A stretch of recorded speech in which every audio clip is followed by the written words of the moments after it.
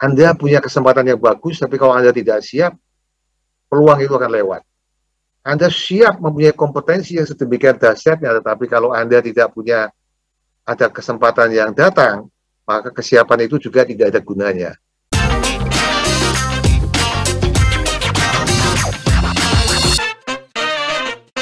Bisnis itu dalam artian kesempatan atau opportunity, kadang-kadang diterjemahkan juga peluang, itu bisa berasal dari faktor pembelian dari langit. Ya, ini orang yang bilang rezekinya jatuh dari langit. Ada itu memang, jangan diingkari. Karena memang kita sebagai makhluk spiritual, kita percaya ada sang maha kuasa di atas sana.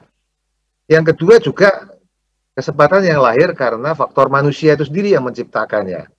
Nah, menciptakannya bisa karena memang udah bawaan dari lahir, memang bakatnya demikian, dan inilah cirinya seorang entrepreneur, the one who can see opportunity, orang yang bisa melihat peluang.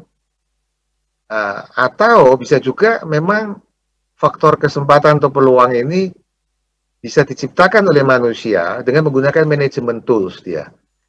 Lalu kemudian faktor yang kedua adalah soal kesiapan itu sendiri. Faktor kesiapan itu sendiri yaitu menyangkut soal bagaimana kita menguasai 4 kompetensi dalam berbisnis. Nah, orang seringkali mengatakan, wah dia itu karena hoki aja begitu. Nah, saya memaknai hoki itu dalam 2 artian ini. Tidak hanya kesempatan, apalagi hanya karena faktor langit, tetapi juga ada kesiapan. Anda punya kesempatan yang bagus, tapi kalau Anda tidak siap, peluang itu akan lewat. Anda siap mempunyai kompetensi yang sedemikian dahsyatnya, tetapi kalau Anda tidak punya ada kesempatan yang datang, maka kesiapan itu juga tidak ada gunanya. Jadi bagi saya, hoki itu adalah combination antara kesempatan dengan kesiapan ini. Menguasai 4 bisnis kompetensi itu apa maksudnya? Yang pertama adalah kuasailah teknologi atau know-how dari bisnis yang Anda akan masukin. Karena tidak ada bisnis yang tidak membutuhkan penguasaan tentang know-how-nya. Atau singkat tertentu, apalagi sekarang eranya, era teknologi, utamanya lagi adalah digital teknologi. Nah, yang kedua, itu adalah kompetensi tentang bagaimana kita membangun jejaring network. Karena bisnis is about network. Bisnis about network, ya. Yang ketiga adalah uang, pada akhirnya modal ya. Bisnis itu kalau nggak ada duitnya juga nggak bisa jalan gitu.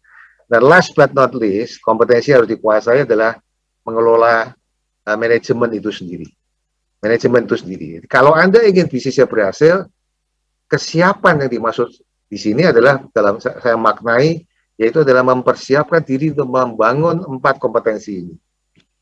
Bisa kita bangun sendiri, bisa juga kalau kita nggak mempunyai waktu atau tidak mempunyai kemampuan untuk membangun tersebut, bisa bermitra atau menarik profesional. Bicara know-how, bisa aja menarik profesional. What business are we in? Itu penting sekali pertanyaan itu. Nah, kadang-kadang kita menjawabnya bisa dengan dari aspek sektoral, aspek teknisnya, bisa mengatakannya, oh saya di sektor makanan minuman, oh saya di consumer good, dan sebagainya. Oh saya di pharmaceutical, oh saya di bisnis e-commerce dan sebagainya.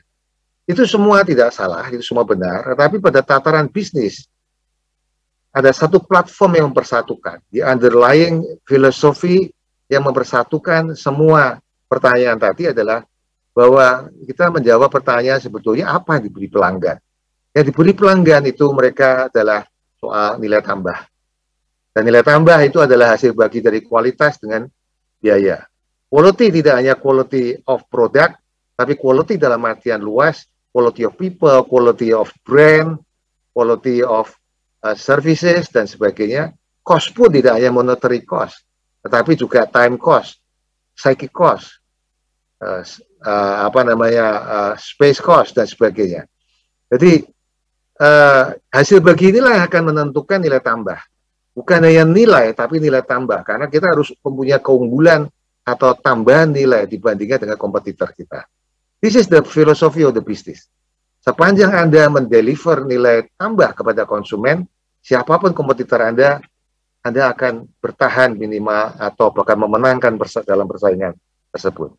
Yang dikatakan MBB pada dasarnya adalah yang membedakan dengan bisnis pada umumnya, itu yaitu adalah paradigma yang melandasinya. The underlying paradigm. The underlying paradigm. Nah, kemudian apa itu underlying paradigmnya? Yaitu adalah interdependent co-arising atau ICA, saya terjemahkan dengan saling menumbuh kembangkan. Yaitu sebuah paradigma. Paradigma ini penting karena inilah pola pandang yang melandasi cara berpikir kita. Mindset itu ditentukan oleh paradigma kita, paradigma kita, pola pandang kita. Pola pandangnya adalah ICA, yaitu yang melihat bahwa dalam kehidupan ini berbagai fenomena kehidupan, jangka pendek, jangka panjang, baik dan buruk, hitam dan putih, siang dan malam, dan seterusnya, yang sering didikotomikan, sesungguhnya itu mereka adalah paradoksal, melainkan bisa diintegrasikan.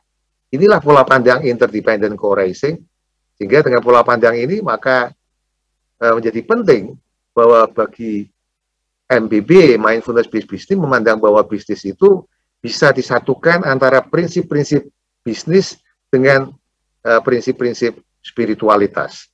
Dua hal yang bisa diintegrasikan. Justru kalau itu diintegrasikan, maka bisnis itu justru menjadi jalan bagi kita, bukan hanya selamat duniawi, sukses duniawi, tapi juga sukses akhirat. Karena ini adalah bicara case study yang dilakukan oleh Garuda Food selama kira-kira sekitar 20 tahun terakhir ini, selama 20 tahun terakhir ini kira-kira, itu adalah membangun mindfulness based company dalam bentuk Garuda Food dengan paradigma yaitu ICA, interdependent co-arising, dengan melakukan 4 key inisiatif. Apa itu inisiatif kunci tersebut? Yaitu yang pertama, merumuskan nilai-nilai hakiki yang diyakini kebenaran yang kita junjung tinggi. Jadi sebuah perusahaan itu harus diawali dengan merumuskan nilai-nilai luhur, apa yang dianut, yang harus diwujudkan dalam perilaku oleh organisasi kita, oleh setiap insan dalam perusahaan kita. Yang kedua adalah, inisiatif yang kedua adalah business selection. Business selection yaitu adalah memilih bisnis. What business are you going to be in? Mau masuk ke bisnis mana? Ini penting. Karena kalau sudah nilai bisnisnya itu sudah bertentangan dengan nilai yang diyakinin, maka seyogyanya tidak kita masukin. Nah, yang ketiga itu adalah membangun sistem yang kondusif, supaya nilai-nilai tadi bisa kita manifestasikan menjadi perilaku. Jadi ini bukan hanya bicara nilai di awang-awang, tetapi adalah nilai yang harus manifest jadi perilaku sehari-hari oleh setiap insannya, dan itu bisa dilakukan apabila kita membangun budaya. Dan membangun budaya itu membutuhkan sistem yang menjembatani antara kondisi sekarang dengan kondisi ideal yang akan dicapai.